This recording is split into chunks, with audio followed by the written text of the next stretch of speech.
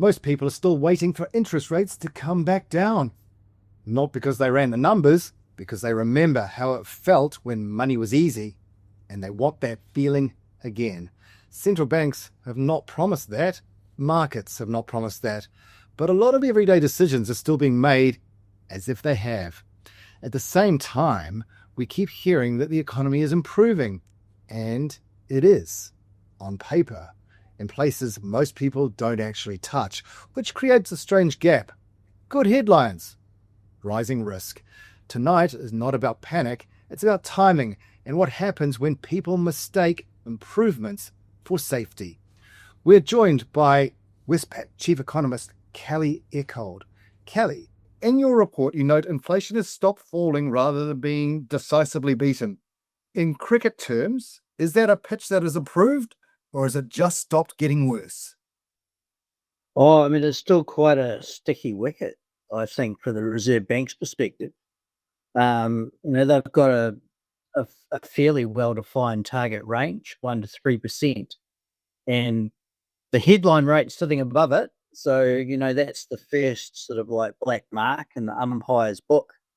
But unfortunately, at least a lot of the kind of core measures are still kind of like within the target range. So they can say that they've got a little bit of time to work their way out of the situation. You describe the Reserve Bank as having a high hurdle for further cuts? Yeah, I mean, I don't think we really got cuts on the agenda anymore. And that's really because the economic indicators have suggested that we're actually back into growth now. The cuts that they did after August last year, and there were 75 basis points of them, 50-point cut, 25-point cut, all the way down to 2.25. Those were really done predicated on the idea that the economy wasn't really responding to the interest rate cuts that had happened up until the middle of last year.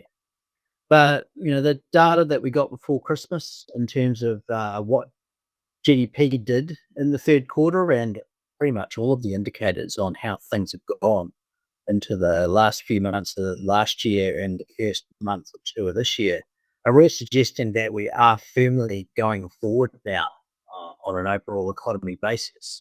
So a lot of those kind of concerns that we had at late last year, the concerns that had the Reserve Bank thinking, oh, there still might be a small chance of one cut, but they're probably gone now.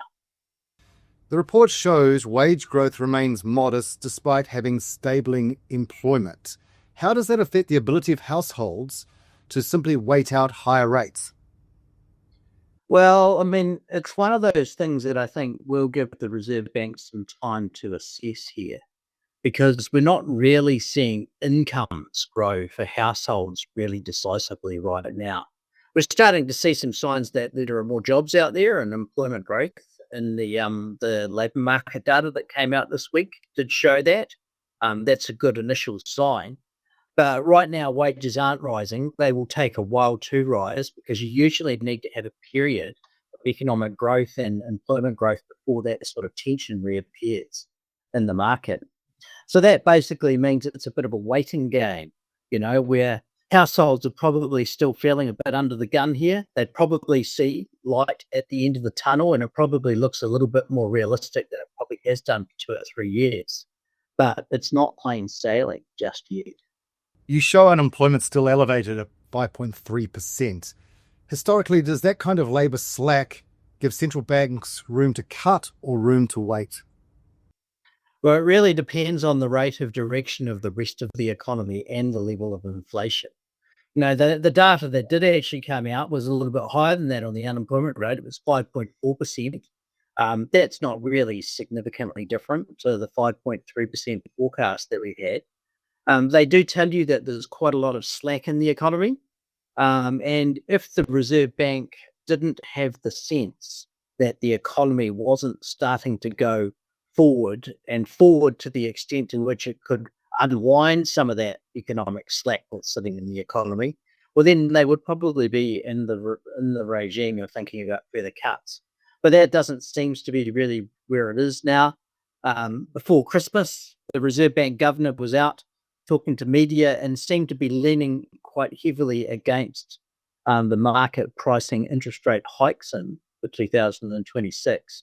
But it was noticeable that when she spoke to press a week or so ago, she declined to lean back that way. And I think that silence is telling in terms of how they're probably seeing the data now. Kelly, you mentioned that the recovery needs to be proved sustainable before policy can change. In your experience, how long can that take? Well, the hole that the economy was in was fairly deep. You know, when the Reserve Bank did their forecast last year, they thought the hole in the economy might have been like 2% of GDP, which is pretty significant.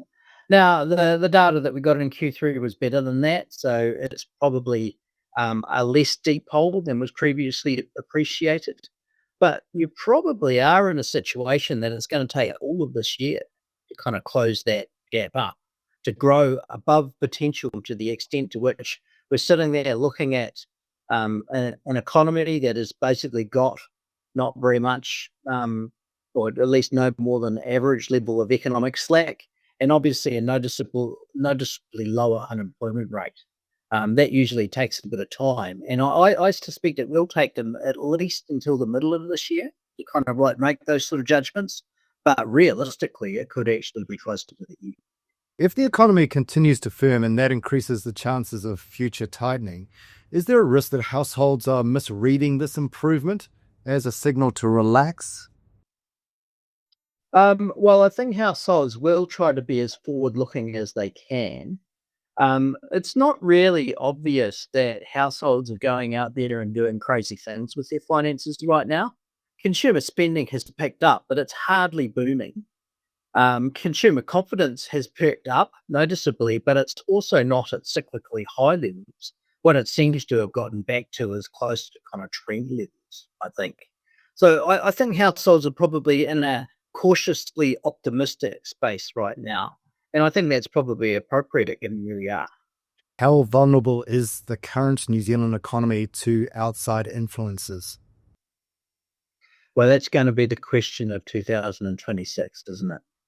Now, at the start of 2025, we had similarly optimistic signs coming in the economy, but they didn't last past the end of summer. And particularly once Donald Trump started to get stuck in with increasing tariffs and causing a lot of uncertainty around the world.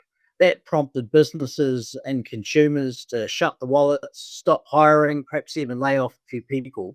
And I think what we will need to see this year is, will the recovery be resilient to whatever comes up over the course of the next year? And realistically, there's going to be a lot of things that come up, both outside New Zealand, but inside New Zealand as well, given that it's election year. Rate cuts do not exist because people need them. They exist when conditions force them. Waiting for them can feel passive, but it is still a position. And when that position is wrong, the cost is rarely immediate. It shows up slowly, in stress, in missed options, in decisions that stop compounding. Most people will not notice that mistake when it starts. They'll notice when it's too late to reverse.